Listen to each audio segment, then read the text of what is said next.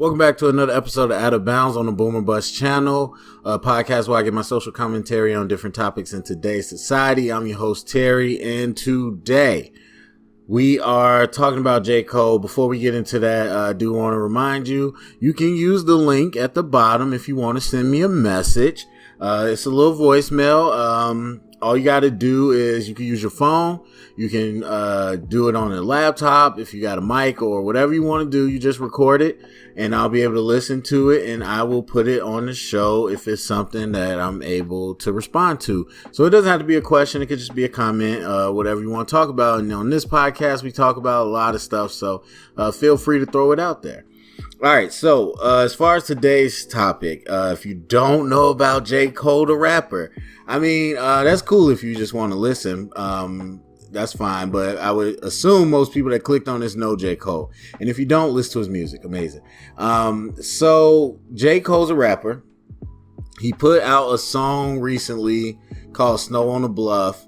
And it was basically a reaction to another artist who put out a tweet calling out, she didn't call out anyone by name, but she was just basically saying like your favorite artists have a whole discography of songs talking about the black plight, but they aren't anywhere to be seen when things are happening, speaking about protesting or saying that they won't put a tweet up, all that stuff. And that artist is Noname. Her name is Noname. And so she put that out. She didn't name anybody. J. Cole obviously put this song out in reply. He didn't say Noname, but it's very clear he was talking about her. And so he felt that she was talking about him. And he put out a response basically saying that he does not feel well equipped and well educated enough to be as vocal as other people about the whole civil unrest, and that he respects people that like her that are out there doing more, but he does not feel the way that she went about calling them out was appropriate. Like, you don't need to call me out, help educate me, help bring me in, not trying to call me out. And he basically said he didn't like her tone. Now, it's a song. Obviously, you're going to rap some words to make it rhyme, but he basically said he doesn't like the Queen tone. But if you listen to the song, he was saying, I think personally, that he didn't like it, and he thinks at the end of the day it's because it is true. It might be true, and that's why he's hurt by it. And so I think it was kind of introspective. But then he followed it up with a tweet and kind of the same stuff. He said that, hey, I respect her and everything, and as you know, we all heard it, it's no reason, or it's not productive for us to lash out at each other because we don't move the same way, and that it's best to be gentle and be careful with each other right now because everybody's hurt, so there's no reason to try to lash out at somebody. It's essentially what he was saying. But the Twitter, it blew up, apparently. I don't know. I don't even know how to use Twitter, but that's what everybody's telling me. They say the Twitter blew up.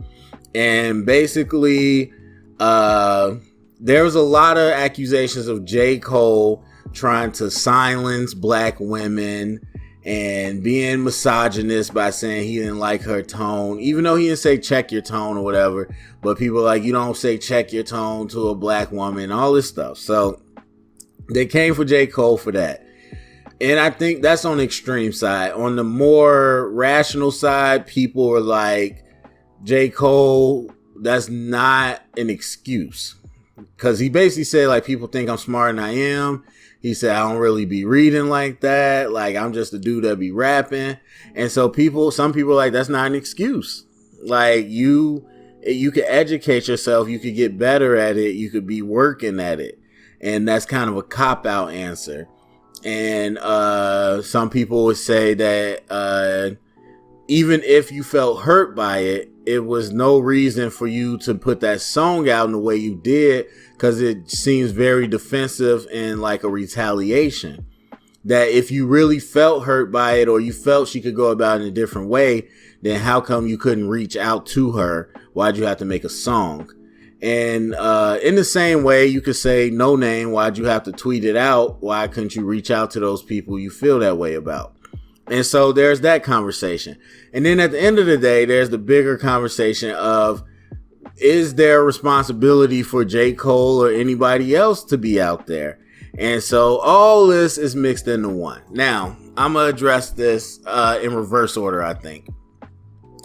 Number one, is there a responsibility? No, I'm very against this. And I know a lot of people are strongly opposed to my opinion, but that's fine. That's why it's an opinion. I don't think anybody has a obligation to do things. I mean, there's things that I'm very passionate about that sometimes I will use that word. I'm like, I think you have an obligation. But again, that's my opinion. That's my thought.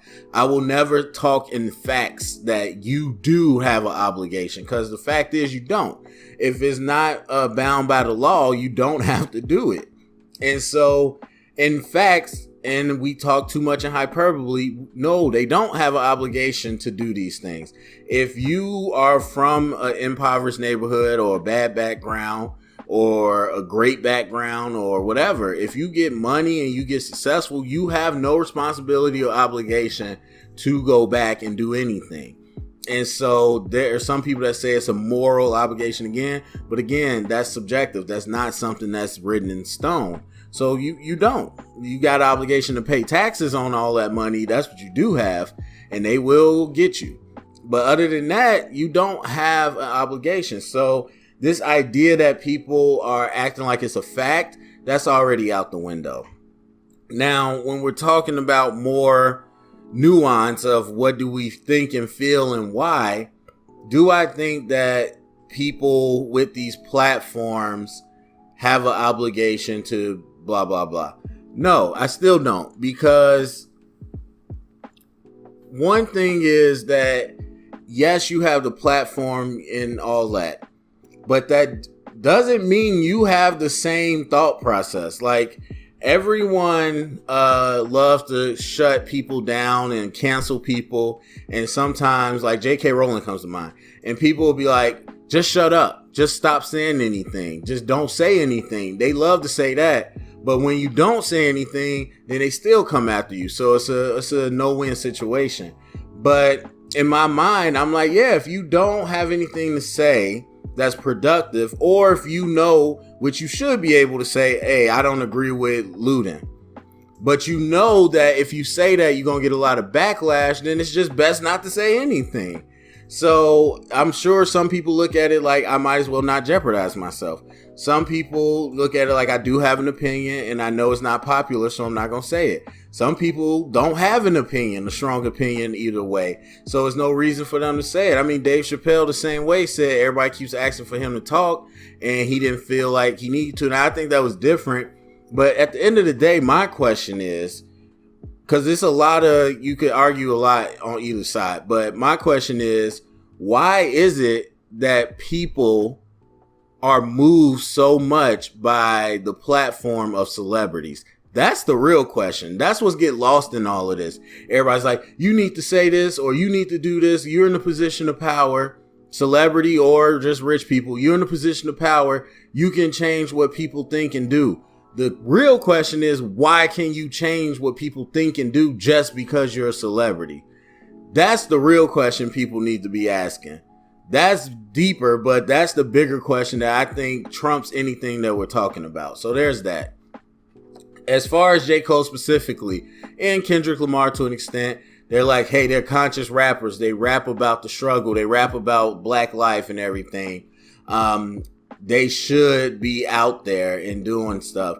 And I don't agree. I mean, I don't agree for many reasons that I've said before. Because the people, a lot of people, a vast majority of people that are doing stuff right now are doing it because they have the time to do it. Otherwise, they wouldn't. And in your everyday normal life when we had it, they weren't doing it. Now, is J. Cole making money and, you know, his careers in music? Yes. But still, the music that he chose to do was feeding towards that narrative of pushing for positive change. And so, yes, he's going to get paid, but he's going to get paid either way. So he could talk about stuff that is negative like a lot of rappers. He could talk about stuff that got nothing to do with this, but he chose his art to be a specific way. Much in the way that people don't bash Spike Lee because, oh, he made a movie that was important that said something about our culture, but he got paid off of it, so it don't matter. He just did it because he got paid. No, they don't do that. He chose his art specifically to represent something, and he gets praise. J. Cole, Kendrick Lamar, they should get that same praise, and they have. But you got to understand, that's more than most of y'all have been doing, and they've been doing it for years. And so to sit here and act like because in this time frame you're doing a lot, to act like you have done cumulatively more than they have is just crazy. Like, you sit there and tweet or talk about stuff or whatever, and not to belittle those things, but to sit here and act like you've been on the front lines every day his whole career is silly. You've been out there right now a few weeks, and now you think you have the moral authority to condemn J. Cole. And that's what a lot of people are. And it's funny coming from Noname, who a lot of people was like, she got dragged because she had some different views when she first started speaking out that people thought were problematic. And she had a journey of education where she changed her mind, whatever. Okay, I don't care about what her opinions are, but she had to go through that process. And for you to bash people and not allow them to go through that process, that's crazy. But anyway, my point is J. Cole has been doing stuff. And so not even just the music, because the music to me is great. Not everybody's going to love the music, but the music is speaking about things. And so if you're a J. Cole fan, just off the flow or the sound, or if you've never been in those situations but you respect rap, you start to hear these stories similar to Kendrick that you might not be exposed to, and it's about the plight. And so on top of that, what's crazy to me is J. Cole did what I thought was more amazing than a lot of people, and I guess Kendrick does it too, but I'm more into J. Cole, but with Dreamville. And we have so much conversations, especially even now, about black ownership, black owned business. Obviously, in the last 3 years, we had a big wave of artists talking about owning stuff, owning their masters, not working with labels because of chance. Beyonce getting paid for everything she does. Jay-Z obviously did his thing, but you still hear it. P. Diddy, Lil Wayne, a lot of people still ripping off artists. They just reproduced what other people did to them, even though they're quote unquote black owned. But what I love about J. Cole, and I've only found this out recently in this last year, is what Dreamville was. I know it was like this documentary at first, but I realized like, oh, this man's doing his own label. Now, I heard J. Cole back in the day, and I noticed his music changed, but I was just like, okay, he's growing up. But then you realize he got out of his first contract. He started to be independent, and he started to make music the way he wanted. But it wasn't just making his music. It was him creating the platform for other artists to make music. And so now he has this whole like family of artists with Dreamville. And you got someone like a Ari Lennox out now, a JID, people that are popular, but they do so many songs together. And you got to understand, like, J. Cole went into the industry, figured out how it worked and came back and changed it around to make it more equitable for people. And so when you see Dreamville on the song, because like I first started to see it and I'm like, dang, it's a lot of these artists all on these songs. But you realize what that is because if we go in as Dreamville, we put the song out as Dreamville, that means everybody's getting paid no matter who's on the record. And so he's given this platform the correct way and not destroying the careers or ripping off the careers of these young African-American and black artists. And so I think beyond just the music, what he's doing on the business side is dope. And it blew my mind to see people try to accuse him of not being for the culture. So the second part, and I kind of forgot, but the other part of, his response. Yes, I agree. I have to agree. As much as I love J. Cole, in the track is fire, the flow, everything. But as much as I love J. Cole, I got to agree. you sound kind of like a child. And it was surprising because as much as I think J. Cole is very conscious and really articulate, all that with his rap and everything, I like to think of him as mature. And the way he lashed out, and he says, like, I don't read a lot, I think a lot.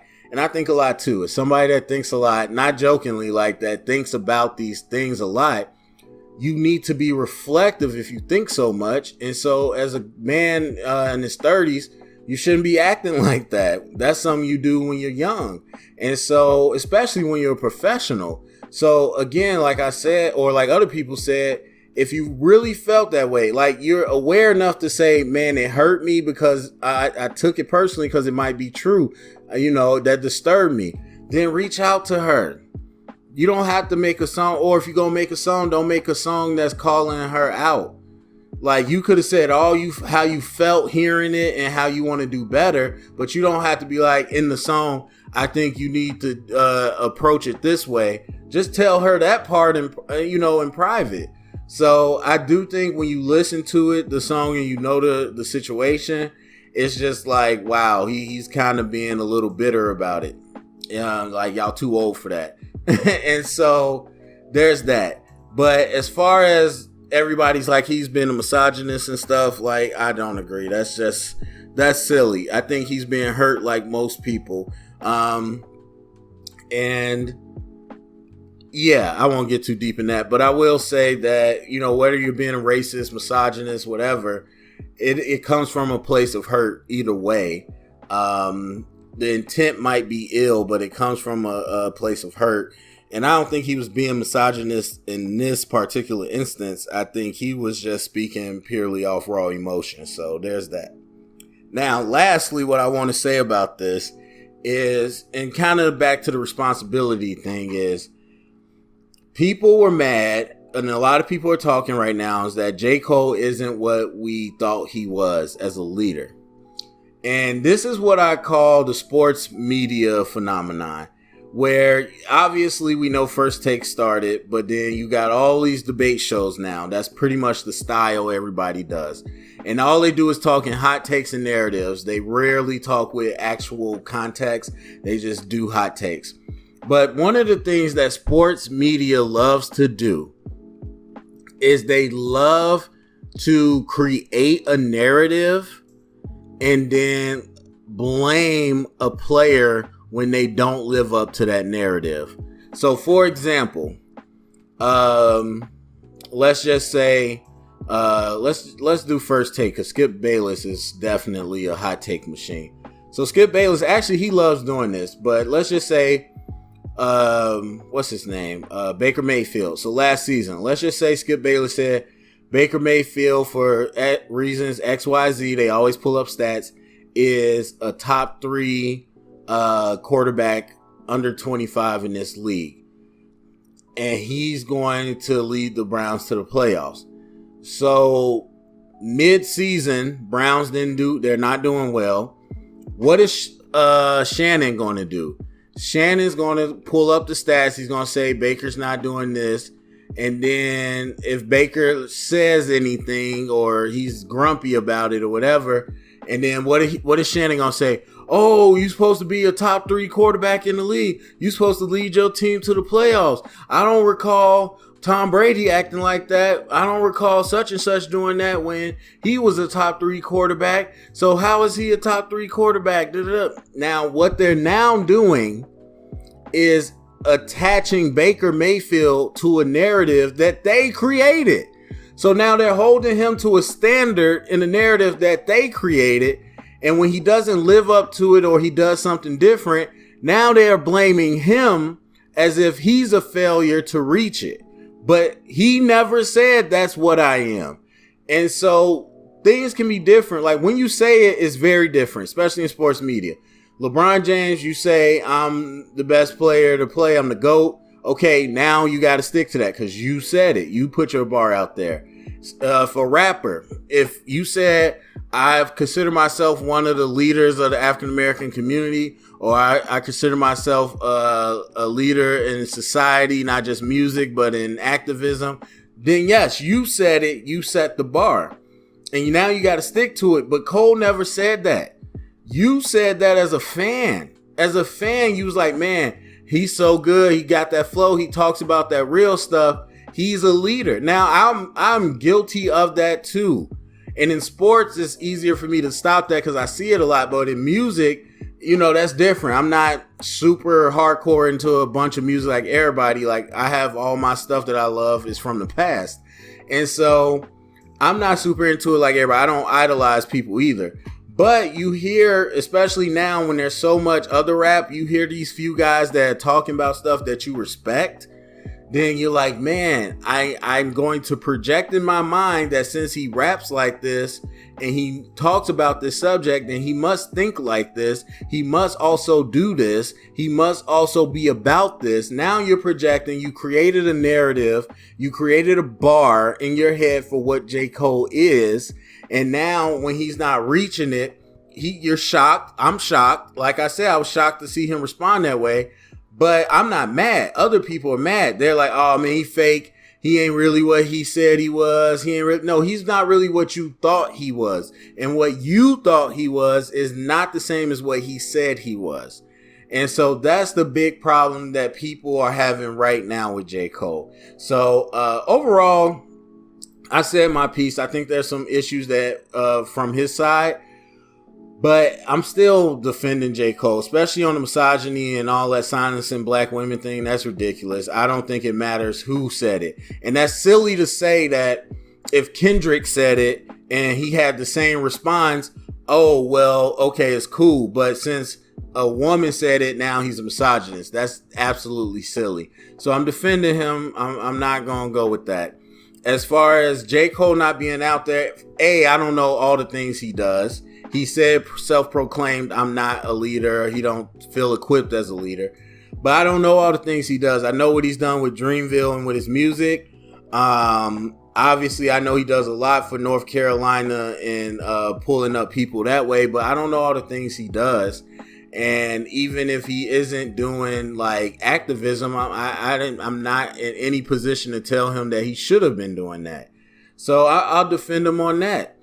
And then, I already called out some of the things that I feel like was different. But yeah, for me, I'm standing with J. Cole. Like I'm not here for all this trying to cancel and all that. And at the end of the day, I agree wholeheartedly with what he said in his reply tweet that we all heard him right now. And so it doesn't help anybody, especially people that agree with the premise, to attack you just because you don't want to do the same things that I want to get to the end goal, or attack you because you don't say the same things that I think you should say. It doesn't help anybody. All we're doing is isolating. So that's it for me. Go to the comment section. Let me know what you think. Thumbs up, subscribe, share it around, get the conversation started. And thank you for going out of bounds.